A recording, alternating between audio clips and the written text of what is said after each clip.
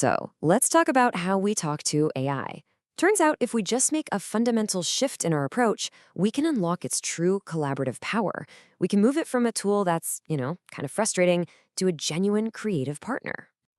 You know that feeling, right? You've got this complex, really nuanced question.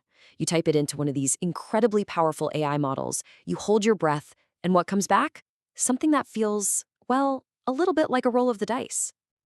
Yeah, that feeling, it is not just in your head. It's actually a systemic flaw in how we're currently interacting with these amazing tools. It's a problem that we're starting to call the low signal crisis. I am pretty sure this quote is going to hit home for a lot of you.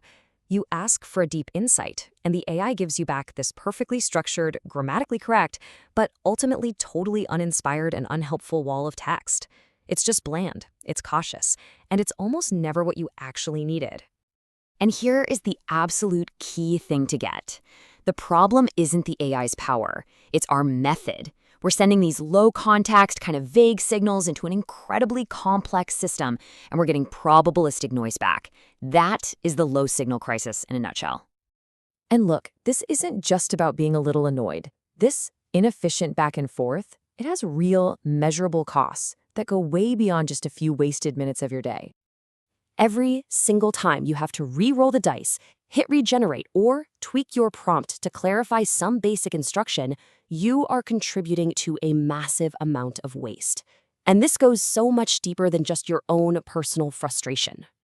So, what are we actually losing here? Well, first off, your time, which is your most valuable resource. Second, all that lost creative potential, right? When a brilliant idea just withers because the tool couldn't keep up. And finally, the squandered computational power.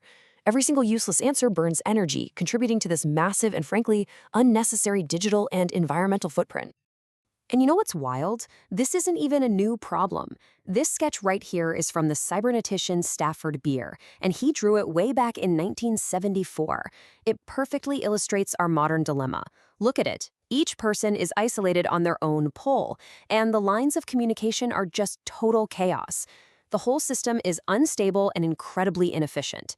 This is exactly what a low-signal environment looks like. Okay, so if that's the mess we're in, how do we get out of it? How do we go from all that chaos and noise to actual collaboration?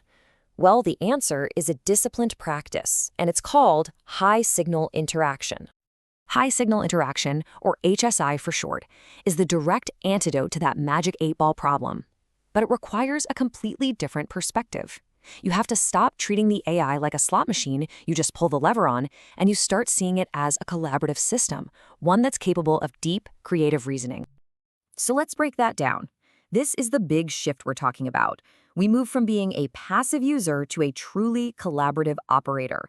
We go from a probabilistic, just rolling the dice model, to an agentic one, where the AI has agency. And this is so important. We move from a wasteful process to an efficient one, transforming the tool from a magic 8-ball into a real creative partner. And I want to be really clear here.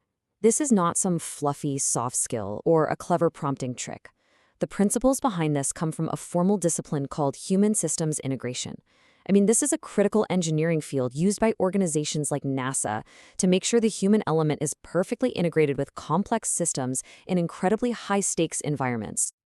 Okay, that all sounds great in theory, but how do you actually do it? Well, it requires a shift in our role, moving away from being a passive user to something much more active, something more like a gardener. The practice really boils down to these 3 steps. First, you stop being a passive user who just takes whatever the machine spits out, and you become an active operator who is guiding the process. Second, you start to treat the AI as a system to collaborate with, not just a tool to bark commands at. And third, your goal is no longer just a good enough answer. It's a truly high-fidelity, custom output that is exactly what you need. You know, the brilliant musician and thinker Brian Eno just nailed this mindset perfectly. He said that when you're working with complex, generative systems, you don't want to be an architect, you want to be a gardener. Just think about that for a second. What's the difference? An architect designs a finished building down to the last screw and then just executes that plan. A gardener, though, a gardener creates the right conditions, tends to the system, cultivates its growth, and guides it towards a beautiful outcome that is emergent and alive, and often wonderfully unexpected. That's how we should be approaching AI. And this is where it gets really cool. Because when you adopt this collaborative gardener's mindset, something truly remarkable starts to happen. We begin to move beyond simple engineering and into a practice that feels a lot like a modern form of alchemy. You've probably heard people call AI a black box, right? We feed all this data into one end, and through some complex, mysterious process that we don't fully get, an answer just emerges out the other side. It can feel like magic, almost like a kind of digital conjuring. Well, high signal interaction. That's the key that unlocks the box. It's a practice of transformation. Think about it. The ancient alchemists tried to turn base metals into gold.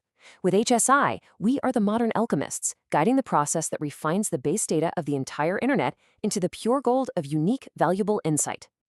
And if you want to take this idea one step further, check this out. Some neuroscience research suggests that shamanic practices work by sort of loosening the brain's rigid, predictive models of reality, which allows for new insights to emerge. In exactly the same way, HSI is the art of manipulating the AI's predictive model, guiding it away from the boring, probable answer and towards something truly novel and profound.